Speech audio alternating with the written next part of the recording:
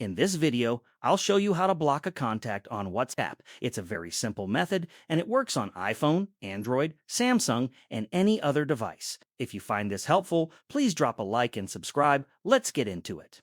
Step 1. Open WhatsApp first. Open the WhatsApp application on your phone.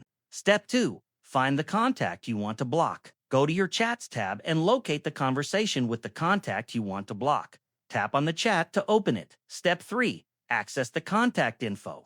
At the very top of the screen, you'll see the contact's name. Tap on it to open their contact information page. Step 4. Scroll down and select Block. Scroll all the way down to the bottom of the screen. You'll see two options, Block and Report. Tap on Block. Step 5. Choose Block or Block and Report.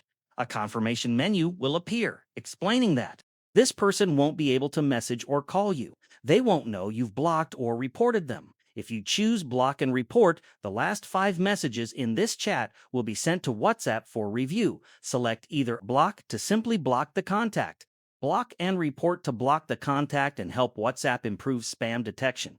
Important note, the person you block will not be notified that you've blocked them. It's completely private. That's it. The contact is now blocked. You can repeat this process for as many contacts as you want.